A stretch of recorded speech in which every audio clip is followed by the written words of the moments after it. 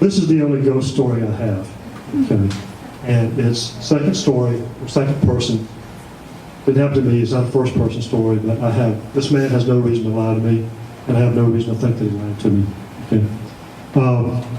I'm George Cauble the third. It means my daddy was junior, means my grandfather was senior, okay? Grandfather was an incredible man. He had a third grade education.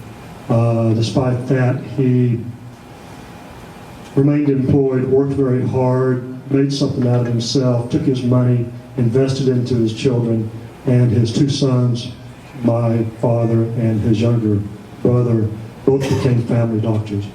One in Ackworth, Georgia, one in Canton, Georgia. Okay. When my dad got out of the Army in 47, he started his medical practice in Ackworth. He got a lot on this lake in Lake Ackworth, and he said, Dad, he said, you need to come up and build a house next to me. So my grandfather, George Cauble Sr., moved in next to him. Okay.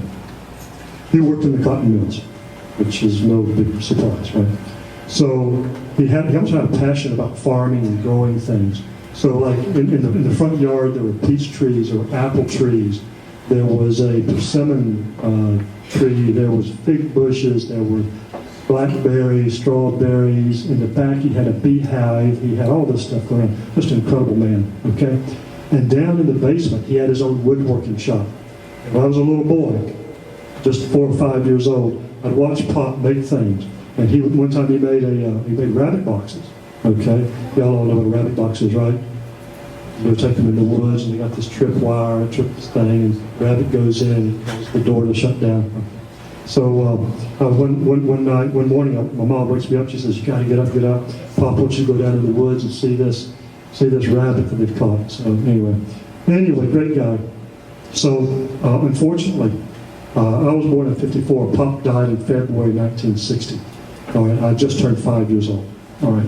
Now his wife, my grandmother, continued to live on until 1992. Okay, when she passed, she was 94 years old. I'm sorry, 98 years old. Right. So this was 1993. My dad, he had retired at that point. He said, "I don't really want to go through the normal process of selling this house. I'm just going to sell it to someone that I know." So he sold it to this truck driver, okay, for 50 grand. All right. So this truck driver moves in. Name is Danny. He and his wife Miranda, and they lived there from '93, and they've just now sold the house. So they've lived there for about 25 years. So I've known these guys for 25 years, right? Okay. And Danny's a good guy. He hard worker, all this kind of stuff. So when my dad died back in January 2018, I bought my share of the house for my sister. And so I've been trying to remodel and renovate the house. Okay. And so I go back up in like May of this year, and Danny would sit on the porch. He's retired now. He'd sit on the porch and see me drive up. And as I drove up, he gets out and he comes walking up to me. And so I'm like, "Hey, Danny, what's new? You got anything?" Because I always got. He watches the house for me, and that's worth it. I mean, nobody drives on that driveway without Danny knowing what's going on. So we're talking, and then he goes, "George, you're going to think I'm crazy. I want to tell you something."